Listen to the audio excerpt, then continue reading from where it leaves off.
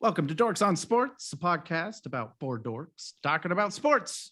My name is Daniel. Joining me, as always, is Curtis Eastwood. Curtis, how are you doing over there? The clouds seem to have lifted from your head. I can see a glow. How's the mental health doing over there? It's good. Hey, life is always good when my Seahawks win.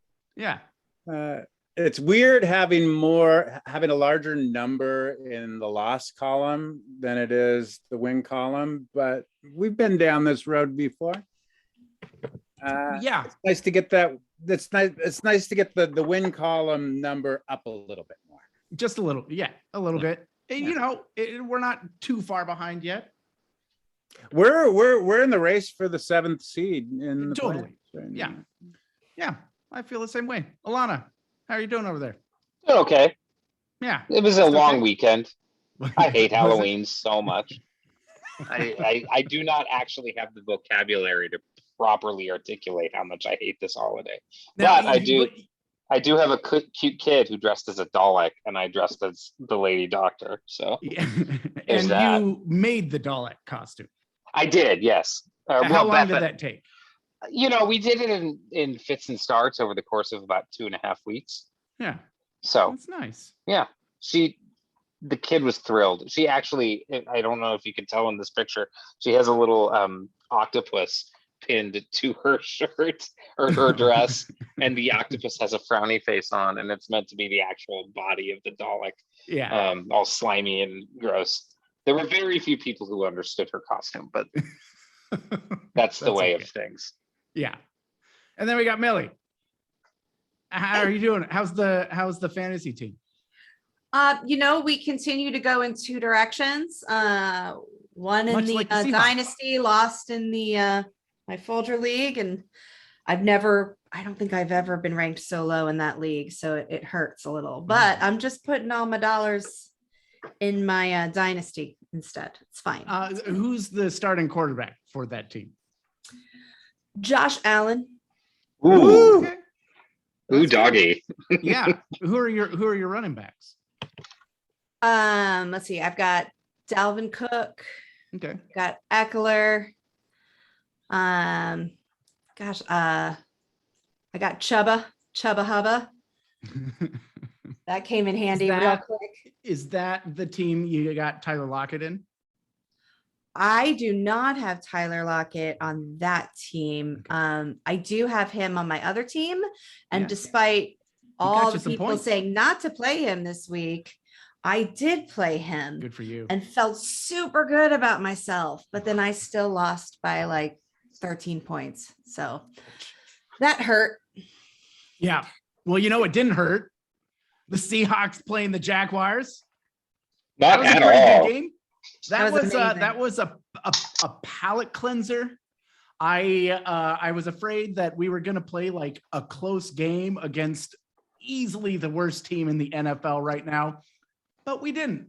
We absolutely creamed them. We creamed them so hard, like they were embarrassed. Like I could see Urban Meyer just wanted to like crawl up under his covers and just like hide from them. Once Homer took the ball back for a touchdown on an offsides kick, Urban Meyer just looked like his mother died. Like, oh my god, it looked like he smelled like the biggest stinkiest fart on the sideline, and but he had that look on his face all game long, kind of. But then the game is too hard for Urban Meyer. He looks like a kindergartner playing in varsity sports. It's been a long time since fire him, because I want him to continue to like just stew in that misery for like another 9 games. Well, what was funny to me about that play from Homer was that, the first time they did it, it was offside and they had to re-kick it or whatever reason they had to do it over again. And it was the exact same. Yep. Same. Yeah. It was let's give you a practice on this. Did you not see what just happened when you kicked it that way? Because he really could have scooped that up then. I mean, I think they got Seattle's old special teams coach down there. They do. Yeah. That's Schneider. Yeah. I don't know. I had a great time. The Seahawks just kind of dominated in all aspects of that game. Millie, what'd you see? I saw, first of all, a beautiful sunny day here in Seattle. I mean, it was like the clouds parted and the sun came out after, for our 12s of listeners who don't live here in Seattle, after weeks and weeks of constant rain. It was like, it's our time. We're gonna give Gino perfect weather. There will be no excuses. Here we go. And mostly, I just want to say it was super fun for me to watch my pocket locket come back and remind everybody what he's capable of. So that made me super happy. But I saw all kinds of great stuff. I mean, really great passes, especially, just different. I didn't feel like we were trying to make the same play happen over and over. We weren't trying to force a run that wasn't there. And I also just continue to question why we keep Rashad Penny around. But other than that, I had a lot of fun watching just about every aspect of the game. Rumor has it Seahawks were shopping him around before the trade deadline, and just nobody bit. Not after that performance. Yeah, and LJ Collier is the same way. He was just buried on the depth chart. I have to say, I think this was Waldron's most complete game of the season. I loved what Waldron did on offense. Just like sort of the multiple looks and the misdirection stuff that is just kind of in his offensive DNA. But I loved the way he used Tyler Lockett and DK Metcalf, and how he was like, let's just there's no reason we can't just make them the offense right now. We'll make Tyler the engine that makes this offense go, and DK will be the big play guy. And let's just create some opportunities for these dudes. And Gino took full advantage of it. And I dearly hope that he continues that trend when Russ comes back, because I think Russ can destroy a defense if they keep giving those two guys all the opportunities they gave him in the Jaguars game. And then you have a nice safety valve too with either Everett or Disley. If they could Disley. They still didn't get it to the tight ends in this game, but it didn't matter as much because Lockett had, what was he, 8 for 8 in the first half, and Gino I think he finished 12 of like 143 or something. Right. DK had a couple touchdowns, a couple beautiful touchdowns. There was a record for the most completions in a row from the start of 14. The game. He started 14 and 14 of 14. So Gino now holds the best completion percentage of any Seahawk. That's I think, I saw something tweeted out about that. I think in 2006, Hasselbeck had maybe like a slightly higher completion percentage during one game against maybe Detroit or something like that. I don't know. Team that's always sucked. Yeah. But Gino, he's not Russ, but if you have him, he looks like he could be a system quarterback. Like if you allowed, I really think the big distinction between what we saw out of the offense against Jacksonville as opposed to Monday night against the Saints, in my mind, was that Carroll gave Waldron the keys to the offense back to call the offense as this is just my own belief on it, as Waldron would have, because I can't imagine going back to that game against the Saints that Shane Waldron coming out of that Sean McVay offense that's like a Ferrari down in LA, that he would call a conservative run it up the gut on 3rd and 2 in super tight formation, where when the defense is literally showing 11 in the box. Right. And it seemed like the best runs that happened against Jacksonville was when Seattle was spread out with multiple receivers. That's when they were choosing to run. they were running in favorable situations, which is the Rams offense. And giving the ball to non-running backs, which is nice to see on some of these more sweeps and stuff like that. I had fun with that. I like Geno a lot. He's not the playmaker that Russ is, but I think when an offense is as well designed as we saw against the Jaguars, he can take full advantage of it.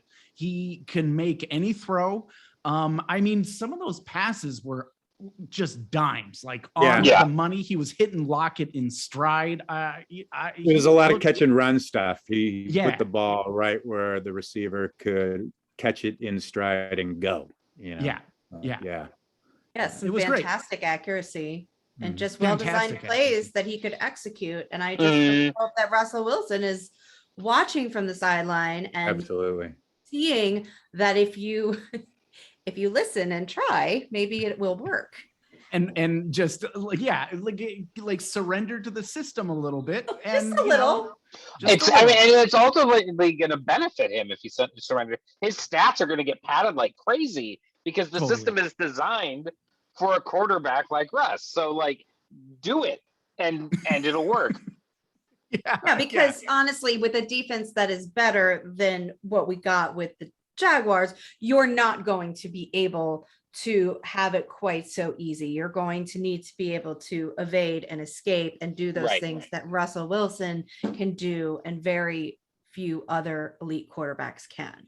Yeah. And that system and the playmakers that we have, the little dump off that seems like you're only going to get 6 yards, DK can turn that into an 84-yard touchdown. You know what I mean? Like if you 8 yards and you hit Tyler Lockett in stride, he can take that for another 30. I dearly hope that Russell is watching that and getting in his playbook and kind of getting a little more comfortable with that. Alana, real quick before we move on from Jacksonville, I wanted to bring up a little dork board moment for you all, which is we did actually have a dork board on Urban Meyer still being the coach. Oh, right. Yeah. And I just wanted you all to know that Alana said no. Curtis said no, it would be Schottenheimer. And Dan and I both said yes. And then Dan said that when he loses 50-0 with the Seahawks, he would then get fired. I have to say, here's the thing. I just want to make this comment. Now, I made that prediction, before Russ got hurt.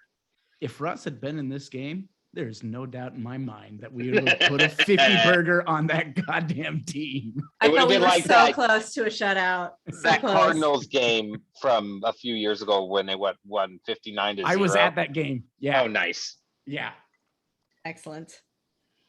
It was excellent.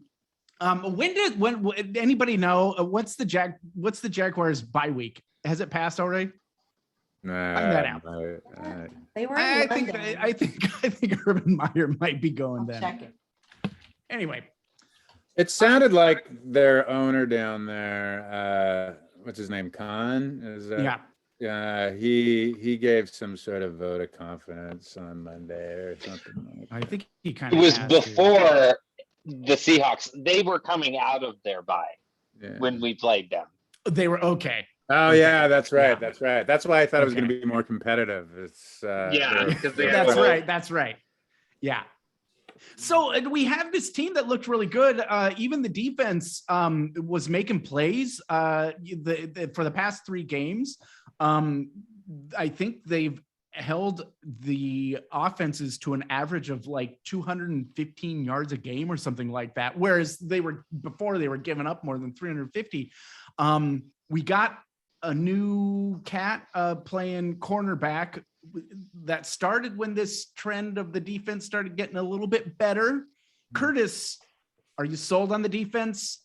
And from what you saw against Jacksonville, do these Seahawks have a shot at, getting into the playoffs? Sure. If they can get Russell back, somewhere within the next couple games, they have a shot. I'm not totally sold on the defense yet because I feel like their improvements have happened over the last 3 games against teams that don't have good offenses. Yeah. The Steelers aren't putting up great offensive numbers. The Saints have been struggling a bit, or a little bit more sort of hit and miss with them. And then Jacksonville's, terrible. So I want to see what that defense does against Aaron Rodgers. I want to see what that defense does against Kyler Murray, before I'm sort of ready. If that defense even gets to play Kyler Murray. Right. Yeah. He's injured, right?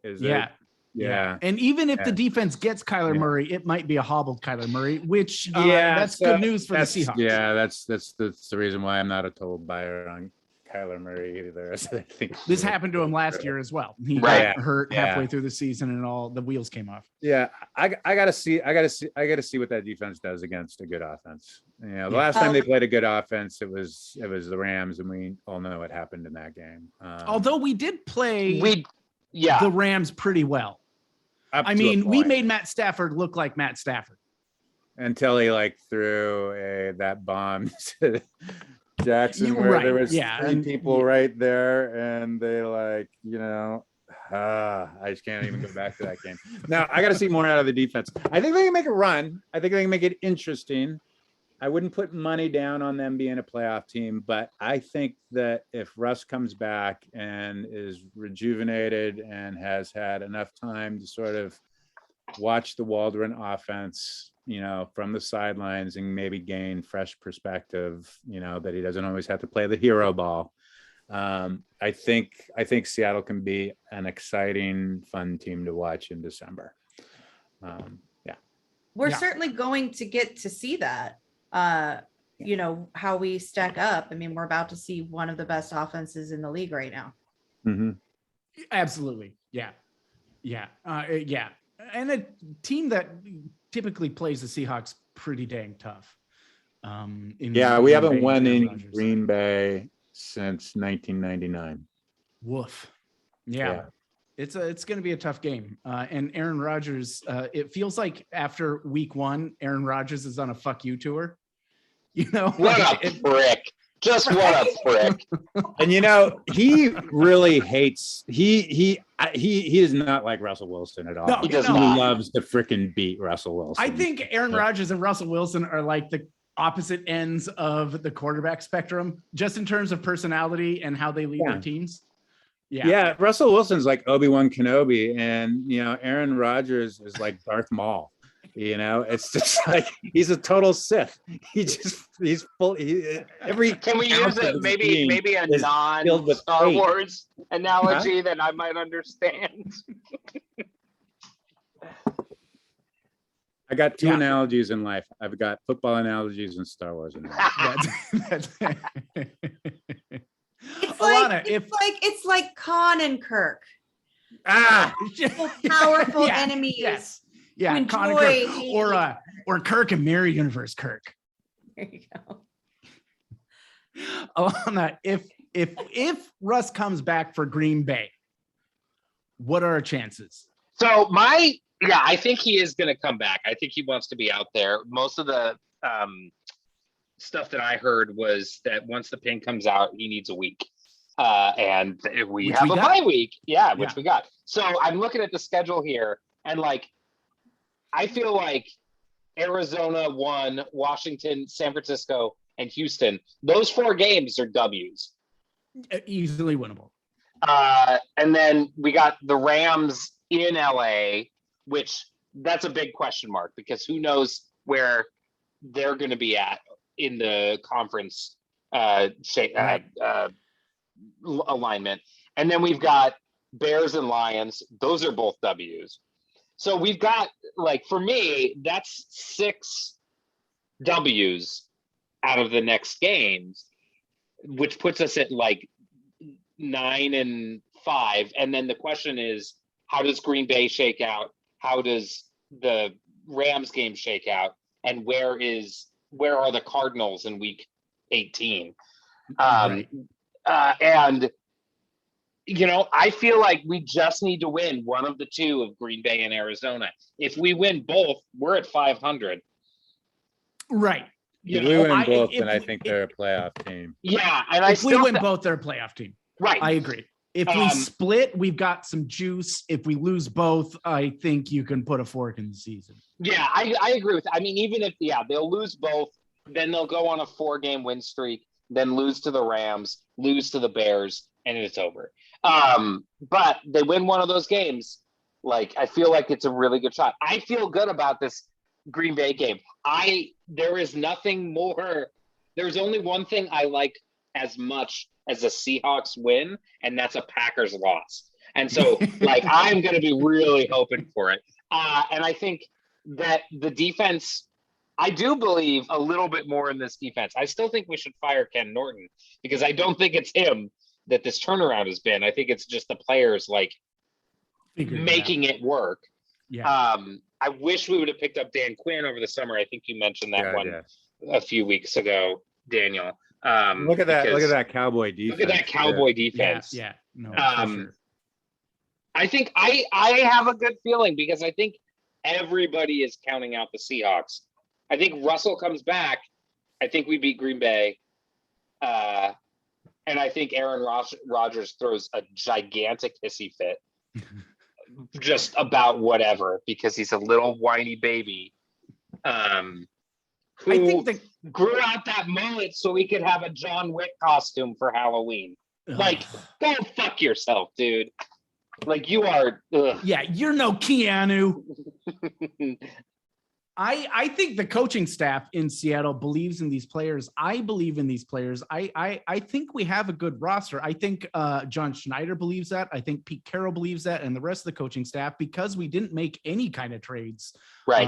In at the deadline. It not even like the splashy ones, discounting that, but we didn't even bring any kind of reinforcements or anything like that. I think these coaches are satisfied with the talent they have, and they just need to put it together. I'm hopeful that it's starting to come together. But I do feel like Ken Norton Jr. is a handicap. Yeah. And I really do wish we had somebody else. Daryl Taylor is not a handicap, though. Love that Taylor. Wow, by the way, being able to come back after the hit that he took a couple weeks ago and then play like he's been playing, he's going to be a star. He's going to be a star. He's a star already. Yeah, but when he can get like a defensive coordinator who can actually call a defense, he's going to have 15 sacks in a season. You know what I mean? Yeah. Millie, how did we do in our predictions? Well, it was super fun. Because we all decided to go with a W. So we all got it right. Yay! But I'm going to give myself a shout out, because I did say we were going to win, and we were going to win soundly, and we were going to win 24-10. Wow. Ooh, very close. Hit it almost on the nose. I feel real good about that. You should. Good for you. Should we predict for this Green Bay game, not knowing like who's going to be behind center? Yeah. All right, let's do it. Curtis, give me a prediction. I don't think Wilson's going to play in this one. I think they're going to hold it back for the home game against Arizona. So I'm going to go with the Green Bay win. I think it's going to be kind of a 31-20 game. Okay. Alana. I think Russell does play, because I think Russell wants to lead by example. I think Russell wants to get out there. I think Russell has a similar distaste for Aaron Rodgers, because there was that whole like magic water thing that Russell got into. That they kind of went back and forth in, and like I think Russell has a nano bubbles. Thank you, nano bubbles. Has a serious distaste for that guy, and it's another reason I like Russell, because fuck Aaron Rodgers. I think that it's a 23-21 game, and the Seahawks pull it out. Millie, what's your prediction? Yeah, I'm sorry to say this, but I don't think we are going to win in Green Bay. And I'm on the fence if Russell's going to be there. I'm going to go no Russ on this. And I think we lose. And I really, really hate Green Bay. You can go back to our first episode where I talked about the horrible Aaron Rodgers attitude. But unfortunately, I think they take it.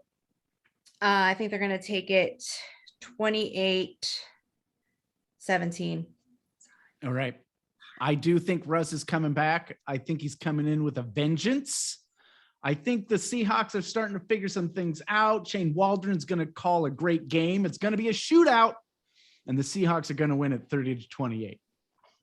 We both picked 2-point differentials there, Yeah. Daniel. Yeah. All right. Well, I'm looking forward to it. Obviously, we have a bye next week, but in a couple, we're going to see what happens. I'm crossing my fingers for Russ. If anybody could come back from that injury in that time frame, it's Russell fucking Wilson. Mm-hmm. He's a machine. I've been watching. I've watched every Kraken game of the season so far. Nice. Has anybody been keeping up? I've been following, and I've had a cable outage for the last 3 weeks, so I haven't been able to watch as much as I'd like, but I was able to catch a little bit of the game against. I actually turned it on, and it was 3-2 Edmonton, and then I left the room and came back, and it was 4-2 Edmonton, and I was like, okay, this game's over. Hockey's a little harder to come back from at the end of the game, but I've been paying attention, especially at 2-point deficit. Yeah, within like 4 minutes of the game. Yeah, you totally coming back from that. Curtis, Millie, have either of you been watching? I haven't watched because I don't have the package. Root Sports. I don't have the Root Sports thing, and I'm angry at the NHL for not giving me my Kraken on an easier sort of thing where I don't have to like commit to like Comcast or anything. But I listened to the game last night on the radio, and I was a little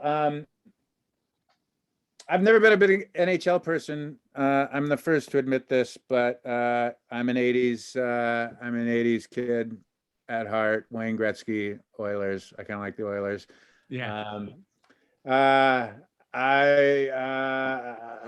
made out with a girl up in Edmonton one time. And congratulations. Edmonton's a special place for me, so I didn't feel bad about the Edmonton Oilers whooping up on my Kraken because my Krakens, they're getting their feet wet in the inning. They are getting their feet wet. Millie? Doing, pretty well. I am pleased. It does seem that it's kind of, it's one way or the other, which of course, I mean, you either win or you lose, but caught a little of that Oilers game and it's like, oh no. I mean, there was one goal. It was, I mean, I don't know anyone's names yet. So I think of him as the other goalie. Drackard. Yeah.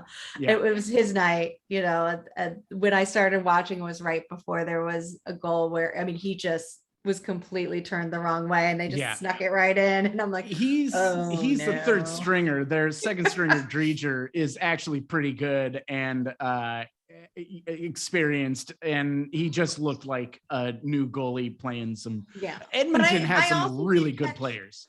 Connor McDavid's on Edmonton, right? What's that? Connor McDavid is on Edmonton. Is that right? Yeah. Yes. Yeah. I also caught a bunch of the Wild game where that was a great game. 4-1, and that was super fun to watch. So we're all over the place. I'm trying to see what our record is. It's not. I think we've got 7 points. We're definitely last in the Pacific. It's very, very early. We are not last in the Pacific. The Canucks are last right now. Okay. Nice. But it's close. I've been watching them since game 1. And I am very impressed at their development.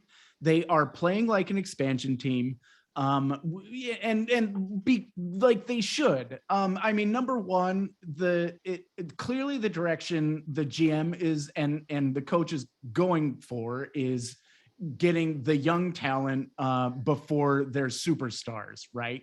And giving them the experience. There's a reason why they didn't bring in many of the more experienced superstar players that were kind of on that expansion draft block. and they're playing like players that have never played with each other before. And hockey, like unlike a lot of sports, really relies on team chemistry and line chemistry. And I think the coaching staff is still trying to figure that out a little bit, who plays best together. But they're doing a lot of things right. That Minnesota Wild game, they dominated. I mean, that second period, they outshot by a ridiculous amount. And then they've lost their last two games against very, very good teams in the Rangers, and the Oilers are probably going to go all the way to the championship. But they're creating goal scoring opportunities. And they just need it. There's things that I see that will get fixed. And it's things like one player will pass to another, right? Like he kind of like shows the goalie that he's going to make the goal. And then there's another player on the other side of the net that has the shot then. So he passes it to the player, and you can see the other player, he's got the open shot on the net, and he's bringing the stick up for that slap shot, right as the puck gets to him, and then whiffs on it. And it's just the tiny little precise timing that you need, that you just kind of have to get with chemistry. But I think they're doing all the right things. They're nasty. They love just forechecking the other team's players against the boards, and I love seeing that in a team. I like a team with a nasty attitude, and they got a bunch of players that were just role players from other teams and are becoming starters for the Kraken. Tanev, who's never scored more than 6 goals in a season, already has 6 goals with the Kraken. It's that kind of thing that I think is really cool. So I like that Lazon guy. Yeah, I do too.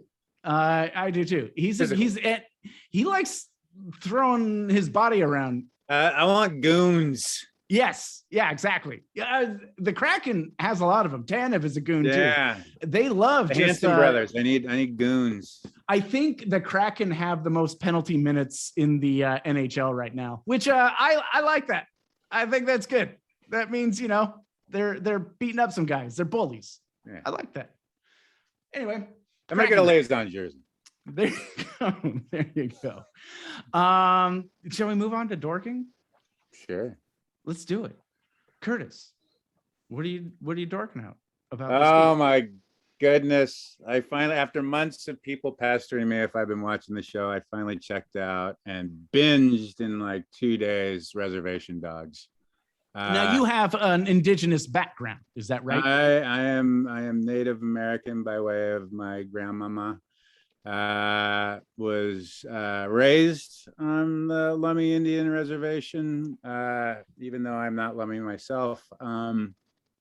First 18 years of my life was on the reservation, Lummi Nation, right up there between Ferndale and Bellingham, cozied up next to Lummi Island. That was just a fantastic show.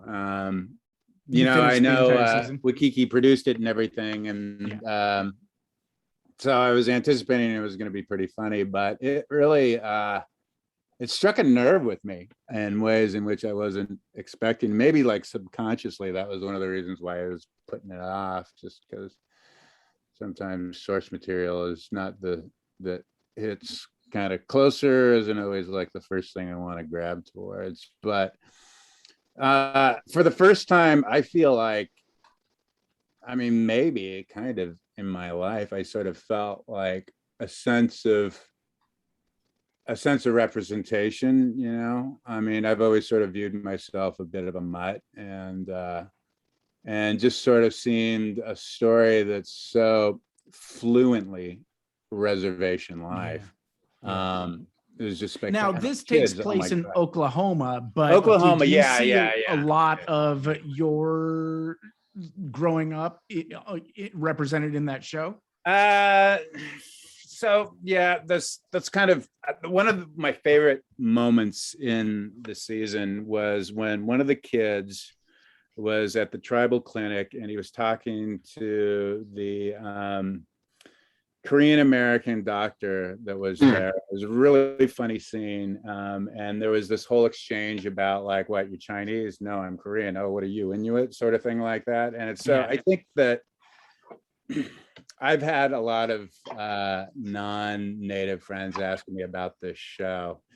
And I think to sort of, to get a dialogue with me of, once I sort of viewed it and stuff, and I'm like watching this show and I'm like thinking like, there's a lot of, there's an aesthetic within the characters that is very, very reminiscent about a lot of, the people that I grew up around up there in Lummi country. But the Lummi Indian nation is a pretty powerful, affluent Northwest tribe that has had like a lot of resources readily available. Like, so like the poverty and all that sort of stuff, wasn't so much towards, what I grew up with. The things that, that sort of afflict a lot of native culture on reservations, the drug abuse, the alcoholism and stuff like that, it all rings pretty accurate and true. But like, the sort of poverty kind of distinctions, I think, are quite a bit different than how I grew up with. A lot of Lummies have, done pretty well for themselves money-wise. Pretty industrious people, actually. I loved that show. I was taken with it from the very beginning. I love the aesthetic of it. So, Reservation Dogs is obviously a play on Reservoir Dogs, the independent Quentin Tarantino movie from the 90s. But the aesthetic of the show is kind of reminiscent of those independent movies, those sort of like suburban independent movies of the 90s, which is very just raw, the coming of age story that I really enjoyed. The other thing I loved about the show was its depiction of it leaned into that reservations, that tribe's mysticism or culture, and so magic, which rings true up in the Northwest too. That's and spirits, spirit guides and things like they're real things in this universe. And I like it when a TV show will indulge that kind of thing. And, you don't necessarily have to be purely representational. We can also play with presentational things in order to communicate culture and story and, all of that. Alana, what a great job they did finding a cast. Like, those that's kids. Tremendous. I was stoked when I saw Gary Farmer play Uncle Brownie. I love that dude. Back in one of my absolute favorite films from the 1990s was Dead Man, and he freaking stole that movie from Johnny Depp. By all accounts, the casting directors went far and wide to find representation, and there are many actors in that show where this is their first professional gig. Bear is going to get a Marvel movie. I'm certain of that. They filmed it in Oklahoma, though. It wasn't Oklahoma. It wasn't. Okay. But there was the whole, like, the majority of the cast was Canadian, which I found interesting. Oh, gotcha. Yes. A lot of those kids were from Indian bands up around Toronto and back east. I'm looking forward to season 2. And Taika Waititi, just everything he touches is gold right now. He's just on hot streak. I love that wasn't like, I didn't feel like I was watching a show of his though, and totally he's using his position of power right now to enhance and platform other voices. I and love that. The fact that he's done that with somebody as clearly talented and intelligent as Sterling Harjo is pretty awesome. Yeah, I agree. Alana, what are you talking about? So the first thing is I went to Portland this last weekend, and I just wanted to give a quick reminder that Powell's is the best bookstore in the Pacific Northwest at the very least, and if not the whole country. It's just there is so much book energy in there, and touring it and going to it with an 8-year-old who loves to read, who's open to like reading the back of books and going, oh, this sounds like fun. We got her a book that's called The Care and Feeding of a Pet Black Hole. And she and I are reading it together, and it's an emotional and comedic journey that I'm very glad we picked up. So just a quick shout out, like, don't buy, and if you're doing your online shopping for a winter holiday, don't buy from Amazon, buy from Powell's, or buy from Third Place Books, or buy from Elliott Bay Bookstore. Don't support these. Don't like support. There's just no reason. There's no reason to go to Amazon. Bookstores have everything you need. Exactly. Yeah. So quickly on that, the media that I consumed, and boy did I binge this, was Love Life on HBO Max.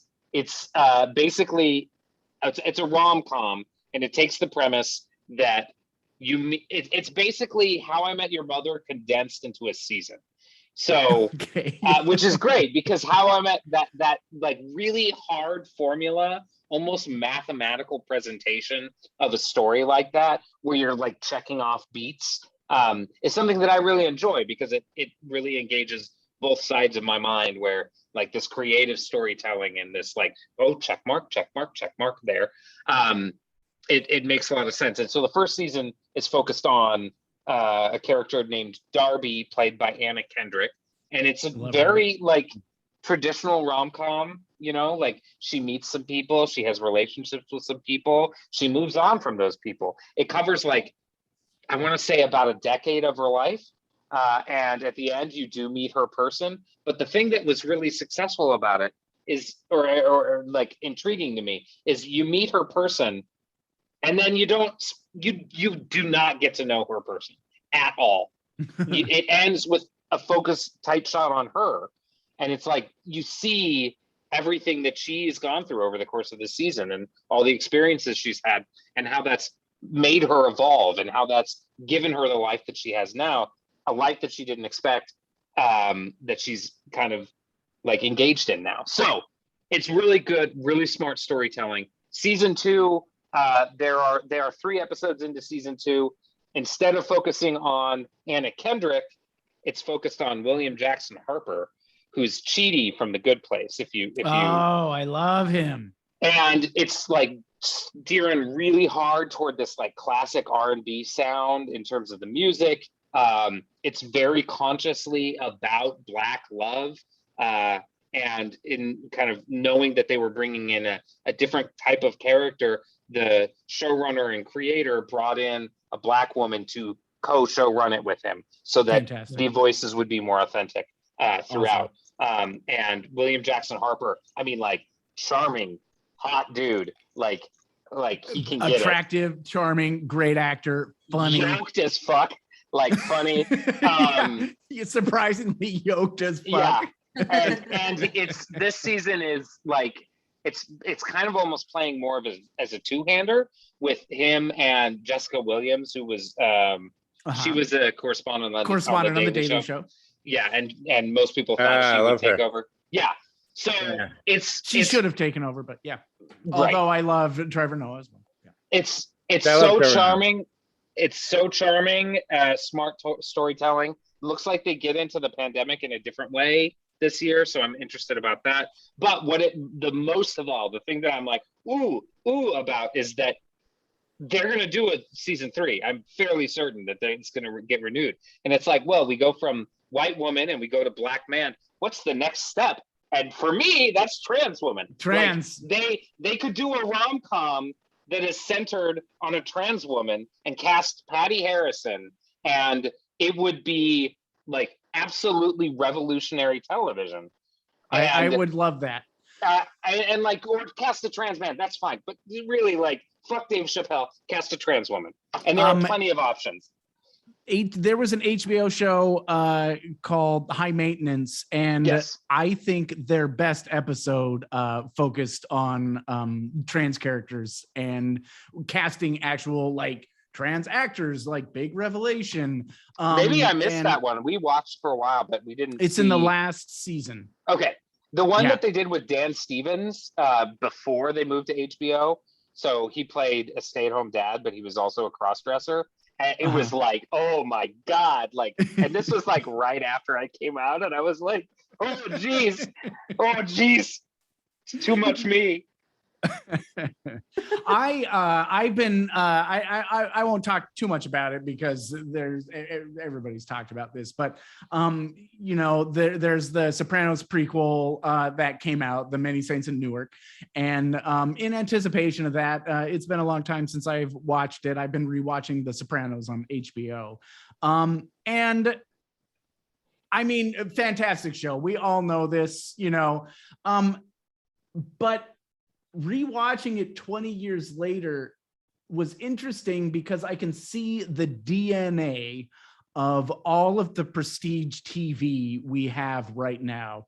And I was just like, it all goes back to The Sopranos. Like, it all just like owes everything to what HBO, the risk that HBO took with The Sopranos and making these long season arcs and everything like that. And then also just watching James Gandolfini do his thing in the prime of his life, and, you know, posthumously, right? Like, he's dead now, and he's so fucking good in it. And just sort of, I had this reappreciation of his talent. And I feel like with James Gandolfini, he's celebrated, right? Like, we all recognize he was a great actor, and when he died, it was a tragedy and everything like that. But at the same time, I still don't think he got the recognition that he was due, because he is so fucking good in the show.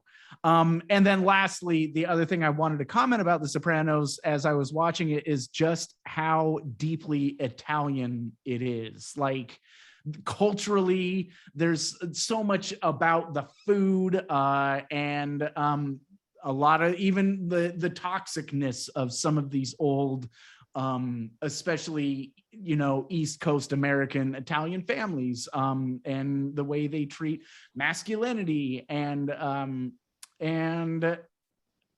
while I was thinking about this, and, you know, every time there's a Marvel wants to, you know, represent one of their superheroes that are in the comics are white, and then they make them a different race in the movies, and then you get all these fucking jackoffs who are like, but he's supposed to be white, you know, in the comics, you can't make him black, you know, what if you made the Black Panther a white person? You know, you get all those arguments. Panther? Yeah, and then you're like, well, but like Black Panther, like his blackness is intrinsic to that character, right? And you try to make these arguments, and whereas like for Tony Stark, you can make Tony Stark a black man, you can make Batman a black man, because their whiteness, their culture isn't intrinsic to that character.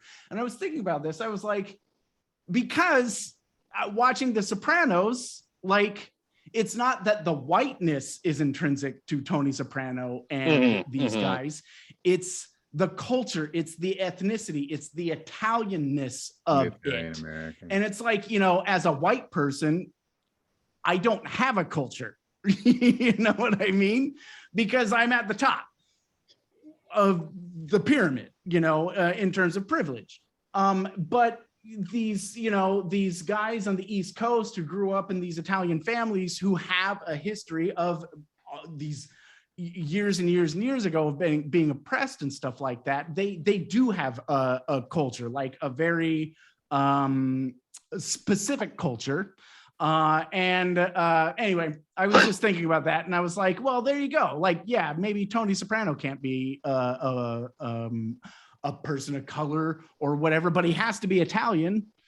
So I don't know. I've been enjoying the TV show.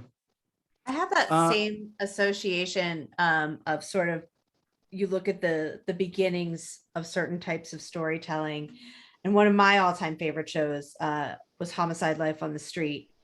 And I feel like it's also one that changed how other shows worked afterwards. They were the first television show to, I believe, to use the Steadicam and the circular shots.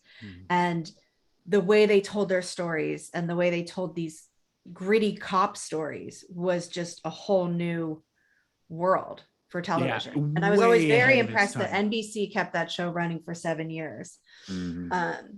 But it's one of my all-time favorite shows. Just fantastic acting. Creators of that did The Wire. They went on to do The Wire. And The Wire has long been, it's probably arguably my top all-time favorite show to watch. Yeah, and owes a lot to The Sopranos. If The Sopranos hadn't been successful, HBO never would have greenlit The Wire. Yeah. So, but what I've been dorking out over is, I will spare you the details of the horribleness of getting a new wireless plan, and just only say buyer beware. If they tell you you can bring your own device, they're probably lying to you. Every time I switch a new phone, like I get a new phone, I feel like there's always something that goes wrong. Oh yeah. This has been a saga for my family, going on like a month, but it's done. And we ended up on AT&T, and that meant that I got a free HBO Max subscription. So there's that. So I locked that puppy in real quick and finally got to finish a show that every time there's some sort of free preview on cable, I get like one more episode of. So this was a big deal to me. And it was The Flight Attendant, starring Kaylee Cuoco. And I just gobbled up the final episodes after waiting. So there was a lot of like, I just need to know what's going to happen yet. But there is just so much to like about how this show was done, the storytelling, the acting. I was just reading up on it. I didn't know it was based on a book, but it's actually based on a book. But to give you a little background, basically, Cassie Bowden, played by Kaylee Cuoco, who's always, charming and has a natural likability. Yeah. And that's part of her character. She gets through life by being naturally likable, but she also drinks way too much and she parties too much. And she has this lifestyle that she just throws herself through life, and she's a flight attendant. So she's got friends all over the globe and she's sort of jet setting in her own way. But she ends up on a date from the plane with the wrong guy, and wakes up next to him murdered. And it just goes from there at this breakneck pace of course, she's trying to escape everyone who thinks that she may have been involved some way in this murder, and basically decides she's going to play detective and figure this out. And so every story is moving this plot along to its conclusion of who was this man. But the way the story is told, he takes up residence in her head. So he remains a main character in this story. It's that connection you have every now and then where you meet someone, and in the course of a night, you feel like you've gotten to know them so well, and they're like somehow intricately part of your world, right? So he takes up residence in her head, and she, as a result, ends up examining a lot of things that are going on in her life as she struggles her way through these situations.